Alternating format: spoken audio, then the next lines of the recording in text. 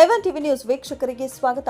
ಕಿರುನಾಟಕ ಪ್ರಾತ್ಯಕ್ಷಿಕೆ ಮೂಲಕ ಮಣ್ಣು ಪರೀಕ್ಷೆ ಮಹತ್ವ ಸಾರಿದ ರೇಷ್ಮೆ ಕೃಷಿ ಮಹಾವಿದ್ಯಾಲಯದ ವಿದ್ಯಾರ್ಥಿಗಳು.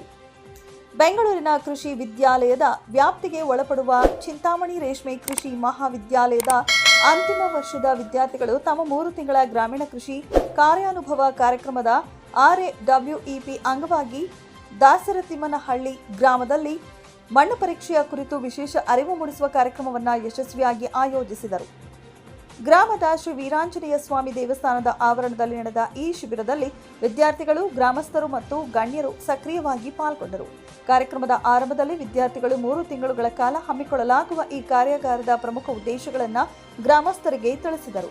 ನಂತರ ಮಣ್ಣು ಪರೀಕ್ಷೆ ವಿಷಯದ ಮೇಲೆ ಗುಂಪು ಚರ್ಚೆಯನ್ನ ಏರ್ಪಡಿಸಲಾಗಿತ್ತು.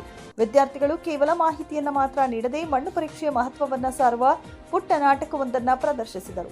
ಮಣ್ಣಿನ ಮಾದರಿ ಸಂಗ್ರಹಣೆ, ಮಾದರಿಗಳನ್ನು ಪರೀಕ್ಷಾಲಯಕ್ಕೆ ಕಳುಹಿಸುವ ವಿಧಾನ ಹಾಗೂ ವೈಜ್ಞಾನಿಕವಾಗಿ ಮಣ್ಣಿನ ಆರೋಗ್ಯವನ್ನು ಕಾಪಾಡುವ ಕುರಿತು ಮಾಹಿತಿ, ನಕ್ಷೆಗಳು ಮತ್ತು ಪ್ರಾತ್ಯಕ್ಷಿಕೆಗಳ ಮೂಲಕ ಸರಳವಾಗಿ ವಿವರಿಸಿ ರೈತರಲ್ಲಿ ಅರಿವು ಮೂಡಿಸಿದರು. ಈ ವಿಶೇಷ ಕಾರ್ಯಕ್ರಮಕ್ಕೆ ಚಿಂತಾಮಣಿ ರೇಷ್ಮೆ ಕೃಷಿ ಮಹಾವಿದ್ಯಾಲಯದ ಮಣ್ಣು ವಿಜ್ಞಾನ ವಿಭಾಗದ ಅಧ್ಯಾಪಕರಾದ ಡಾಕ್ಟರ್ ನಳಿನಾ CN, ಕೃಷಿ ವಿಸ್ತರಣಾ ವಿಭಾಗದ ಡಾಕ್ಟರ್ ಸುನೀತಾ ಮತ್ತು ಜೀವರಸಾಯನಶಾಸ್ತ್ರ ಭಾಗದ ಡಾಕ್ಟರ್ ಮಂಜುನಾಥ್ ಗೌಡ ಅವರು ಉಪಸ್ಥಿತರಿದ್ದು ರೈತರಿಗೆ ಮಾರ್ಗದರ್ಶನ ನೀಡಿದರು. ನಿವೃತ್ತ ಪ್ರಾಂಶುಪಾಲರಾದ ತಿಪ್ಪಾರೆಡ್ಡಿ ಅವರು ಕೂಡ ಈ ಕಾರ್ಯಕ್ರಮದಲ್ಲಿ ಭಾಗವಹಿಸಿದ್ದರು. ಕಾರ್ಯಕ್ರಮದ ಸಂಪನ್ಮೂಲ ವ್ಯಕ್ತಿಗಳು ಸಭಿಕರನ್ನ ಉದ್ದೇಶಿಸಿ ಮಾತನಾಡುತ್ತಾ ನಿಯಮಿತ ಮಣ್ಣು ಪರೀಕ್ಷೆಯ ಪ್ರಾಮುಖ್ಯತೆಯನ್ನ ಒತ್ತಿ ಹೇಳಿದರು.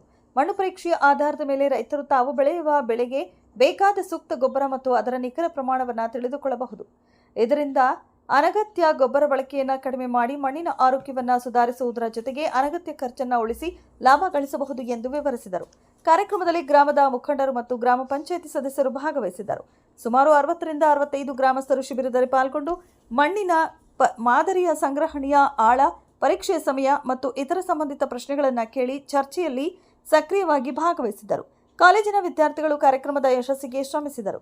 ಕೊನೆಯಲ್ಲಿ ಕಾಲೇಜಿನ ವಿದ್ಯಾರ್ಥಿಗಳು ಈ ಕಾರ್ಯಕ್ರಮಕ್ಕೆ ಸಹಕರಿಸಿದ ದೇವಸ್ಥಾನ ಸಮಿತಿ, ಗ್ರಾಮದ ಮುಖಂಡರು, ಹಿರಿಯರು ಮತ್ತು ಗ್ರಾಮ ಪಂಚಾಯಿತಿಗೆ ಹೃತ್ಪೂರ್ವಕ ಧನ್ಯವಾದಗಳನ್ನು ಅರ್ಪಿಸಿದರು. ಈ ಕಾರ್ಯಕ್ರಮವು ಗ್ರಾಮದ ರೈತರಲ್ಲಿ ಮಣ್ಣಿನ ಆರೋಗ್ಯದ ಕುರಿತು ಜಾಗೃತಿ ಮೂಡಿಸಲು ಪ್ರಮುಖ ಪಾತ್ರ ವಹಿಸಿದೆ.